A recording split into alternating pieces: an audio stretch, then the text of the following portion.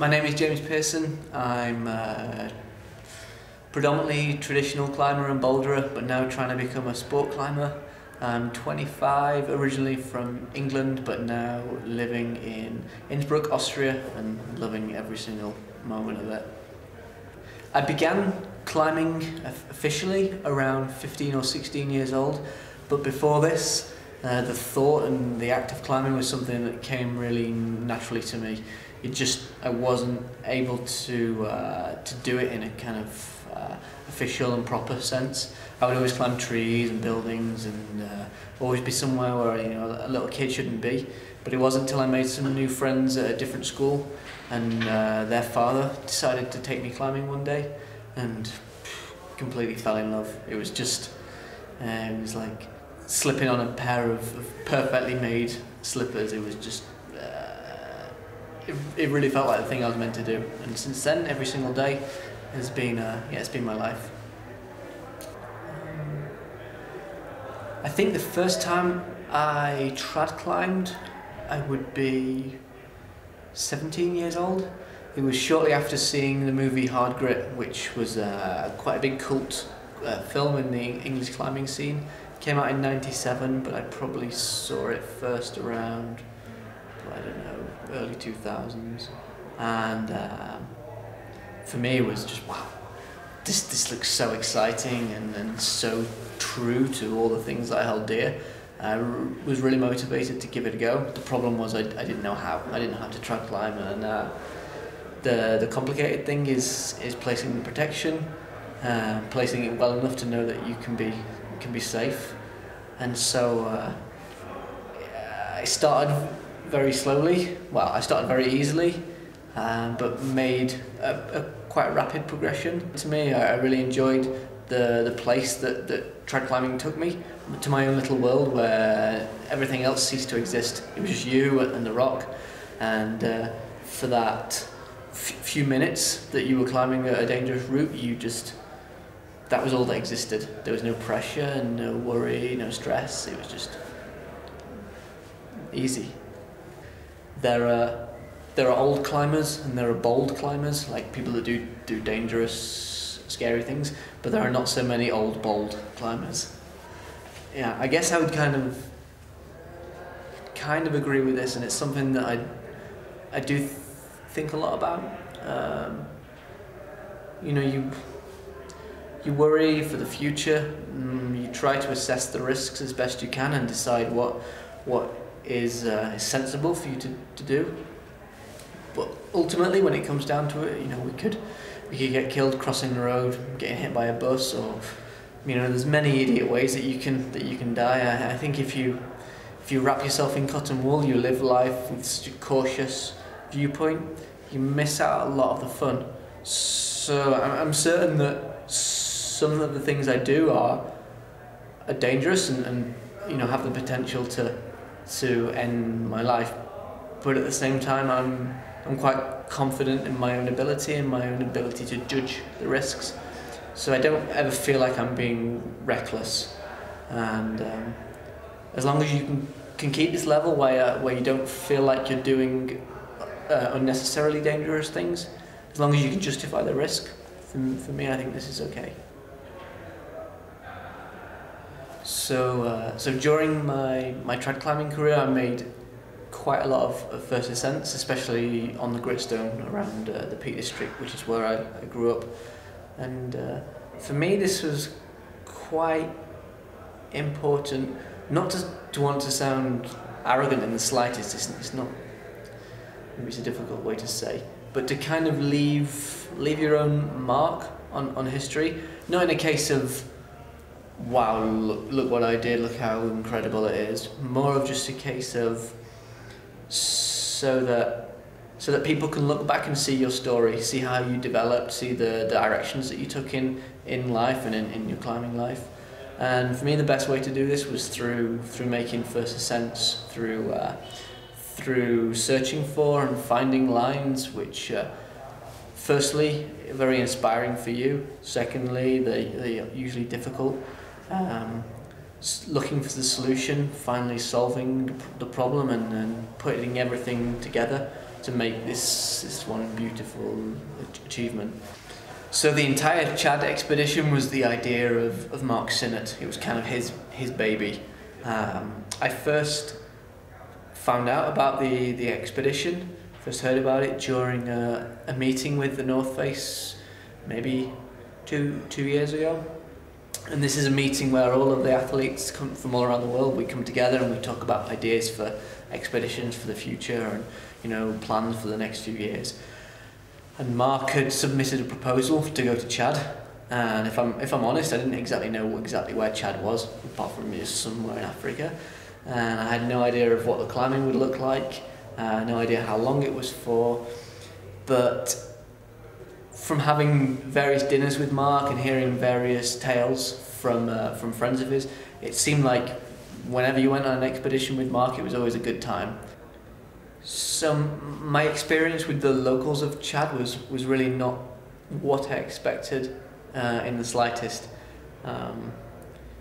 Probably a lot to do with my ignorance and intimidation from everything I'd read, but I basically imagined that everybody in Tschad would be trying to either kill or kidnap me, and this was so idiot and so not the case. The locals that lived in the desert were some of them, most peaceful and humble people you could ever meet. But I think this goes, you can say the same for locals in any remote place. They're just very focused on their own lives and living their own lives. I think first and foremost because living is just such a challenge. Every day you have to, effectively you're fighting to survive, that they're not too interested by the likes of some climbers coming through. They don't really understand nor care too much about it. 4 days later you see on the horizon these little tiny formations, and as you get closer and closer and closer over the hours, it grows and grows and grows and develops into this big, crazy 3D landscape of just towers and blocks and monoliths, and it's really like a paradise for climbing. Is 60,000 square kilometers of unclimbed sandstone towers and arches. I mean, you could spend your life there and still have things to do. But at the same time, after 10 days in the desert, I was really ready to come home because it's such a hard place to live. One thing that I try to do quite often is to change the direction of my climbing, just to keep things fresh, keep the body guessing, keep me learning new skills. Just because I find it much more interesting, much easier to maintain motivation. If I do one thing for too long, it becomes boring and then difficult to keep training and keep moving forwards. I think that with any given situation, you can look at it in any number of ways. Either you can try to find some positive for it, or you can just get pissed and upset. And sure, when you completely fail on something, it would be very, very easy to get all angry and disappointed and throw your climbing shoes in the bushes and then lower off and go home and think, I'm never going back there again. But at the same time, from that you really don't learn anything. If you can look at the big picture, look at things objectively, and try to take as many positives from the experience as possible, then it's just much more healthy for growing, and you'll have, first and foremost, a much more pleasant and fun time. Secondly, you'll learn something, you'll be better prepared for next time. And so for me now, failing in my multi-pitches has become kind of a habit. It's happened several times and it will continue to happen in the future, I'm sure. But you just have to smile as much as possible and know that I'm going forward with a really beginner's mind, simply because it's empty. And every day I just have to learn and just have to expect to get shut down now, but still you go and try, and at some point you'll have the necessary experience and you'll be successful.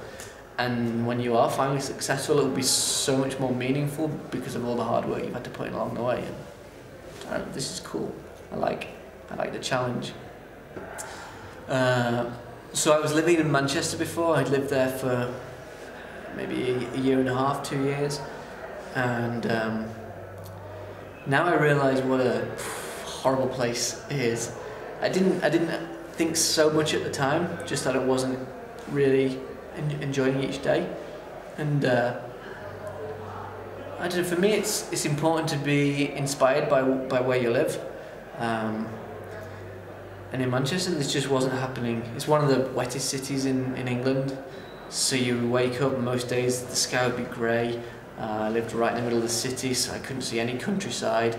And I just realised I was spending so many days sat on my ass at home in front of the computer, just wasting life, because I look out the window and I think it was too wet to go climbing, or I just couldn't be bothered. And finally I made a big road trip around Europe in 2009, and it was just like eyes opened again to how cool the world can be and how diverse Europe is. And we basically every day we would pretty much change location, and we went through all the major climbing cities around Europe, so we got kind of a unique opportunity to compare and contrast all the different places you could live, and really started to get the idea that I would like to move away from England and live in mainland Europe, and started to think more and more about which place this would be.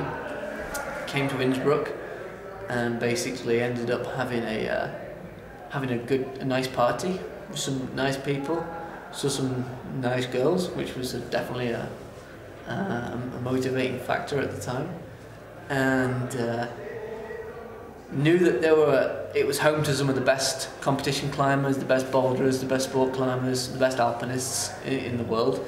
And what I said in my lecture is true. I really thought it would be kind of like a magic recipe. If I came here, everything would just come together. And all I found that it's just fucking hard work. Like, the guys that are good, they're good because they just work harder than the next person.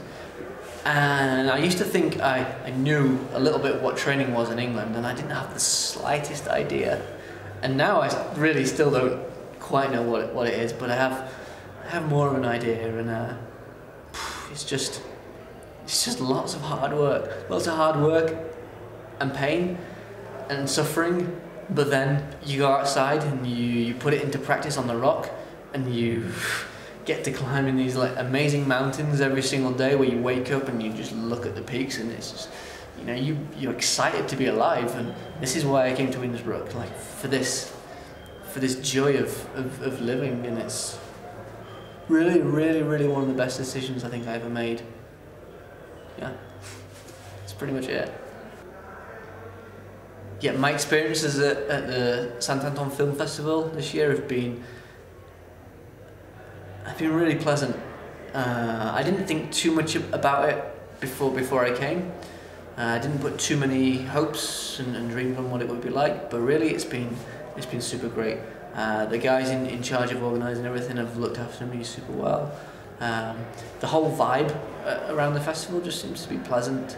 You know, people are here because they're all motivated for this crazy world that we live in, that we exist in, and so everybody is sharing this vibe, enjoying each other's company. There's this like unspoken level of just mutual respect and admiration, and it's cool. It's nice. It was a lot bigger than I expected, simply like the lecture hall and the amount of people, and it's always nice to come and talk to a full crowd. I mean, there's nothing worse than talking to a massive room with only 4 people. I've been there. It's not very nice. So to have, I don't know how many hundred here is cool. So 2 thumbs up to St Anton.